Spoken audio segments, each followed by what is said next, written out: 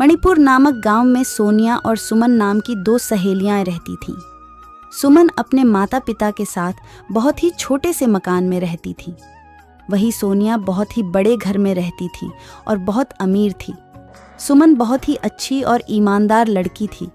सोनिया बहुत ही घमंडी और लालची लड़की थी, परंतु फिर भी वे दोनों बहुत ही अच्छे दोस्त थे। वे दोनों साथ में ही स्कूल जाते और साथ में ही घर आते।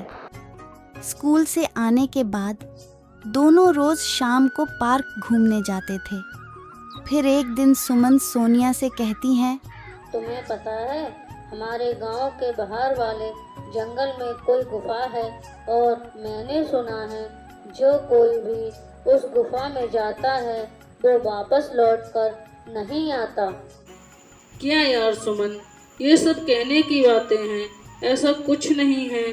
चलो हम आज ही उस गुफा के पास घूमने चलते हैं। अच्छा, तुम कहती हो तो आज ही हम उस गुफा के पास घूमने चलते हैं। फिर अगले दिन सुबह सुबह सोनिया और सुमन उस गुफा की ओर घूमने चल पड़ते हैं। थोड़ी दूर चलने के बाद उन्हें दो जादुई गुफा नजर आती है। देखा सोनिया, यहाँ दो गुफा हैं। हमें कौन से गुफा में जाना चाहिए? अरे मुझे क्या पता।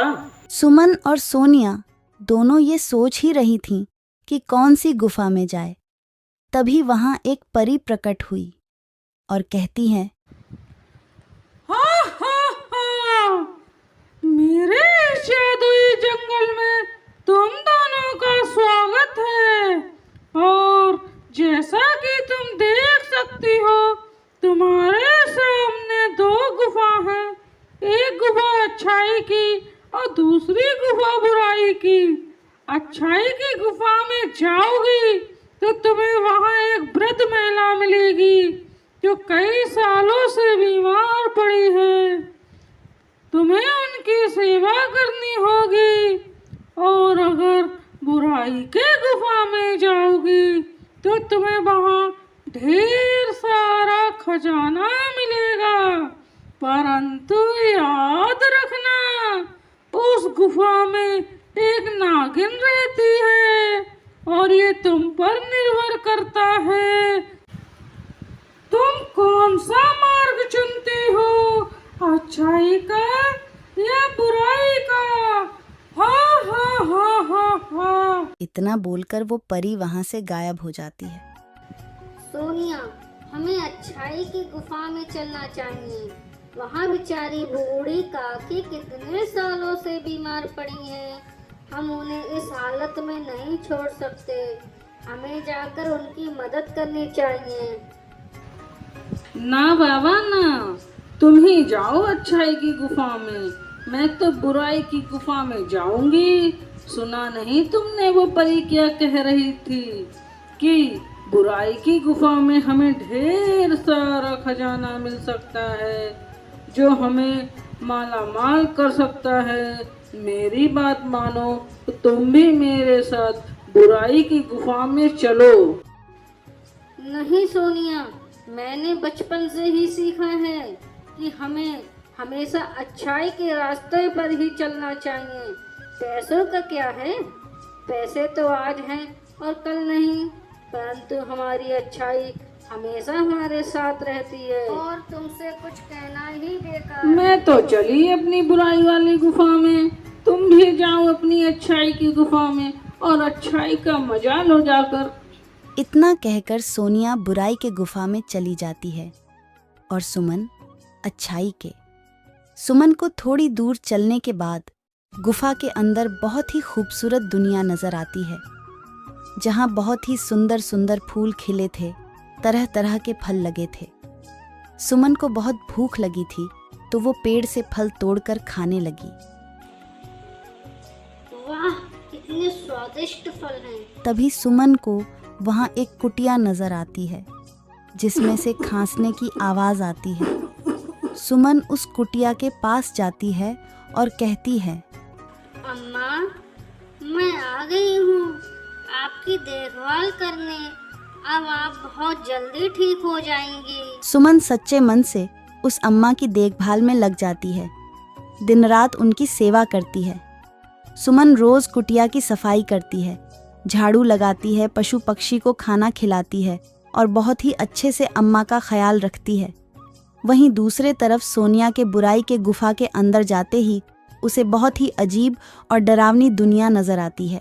उसे बहुत ही डरावनी आवाजें सुनाई देती है। सोनिया खजाने की लालच में आगे बढ़ती रहती है। सुबह से शाम हो जाती है। सोनिया को बहुत भूख भी लग रही होती है। उस परी ने तो कहा था कि यहाँ खजाना है, पर मुझे दूर दूर तक तो कोई खजाना नजर नहीं आ रहा और भूख से तो मेरी जान ही जा रही है। फिर थोड़ी और आगे चलने पर सोनिया को कुछ चमकती हुई चीज दिखाई देती है। अरे वाह, मिल गया खजाना। मैं जल्दी से उस खजाने के पास जाती हूँ और सारा खजाना ले लेती हूँ, फिर मैं और अमीर बन जाऊंगी। हा हा हा हा हा। ये सोचकर सोनिया जैसे ही खजाने को हाथ लगाती है, वो खजाना गायब हो जाता है। अरे ये क्या, ये खजाना मेरे हाथ में क्यों नहीं आ रहा? इसी प्रकार सोनिया जैसे ही खजाने को लेने के लिए हाथ आगे बढ़ाती, खजाना गायब हो जाता और अगर हाथ पीछे करती तो खजाना वापस आ जाता। अरे ये क्या हो रहा है मेरे साथ? तभी उसके सामने एक नागिन प्रकट होती है। लालची लड़की, अब तेरा लालच ही तुझे ले डूबेगा। अब तू यहाँ से जिंदा बचकर नहीं जाएगी और मेरा भोजन बनने के लिए तैयार हो जा। कई सालों से मैं बहुत भूखी हूँ और आज जी भर के तुझे खाऊंगी। हा हा हा हा हा। नहीं नहीं, मुझे जाने दो, मुझे छोड़ दो, मुझे कोई खजाना नहीं चाहिए। प्लीज प्लीज मुझे छोड़ दो। अब तू नहीं बचेगी। परंतु नागिन सोनिया को वहीं डंस लेती है और सोनिया चूहे में बदल जाती है। जो भी इस बुराई की गुफा में आएगा उसका यही हाल होगा। हा हा हा हा। दूसरे तरफ सुमन सच्चे दिल से उस अम्मा की देखभाल में लगी हुई थी। अम्मा, ये काढ़ा पी लो और इससे आप बहुत जल्दी ठीक हो जाएंगी। बेटी, तुम बहुत अच्छी हो और बहुत ही नेक लड़की हो। इतना बोलकर वो बूढ़ी अम्मा एक परी में बदल जाती है।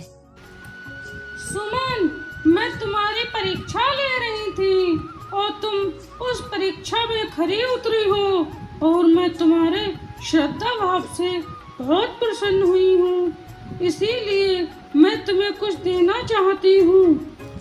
फिर परी सुमन को बहुत सारा खजाना देती है।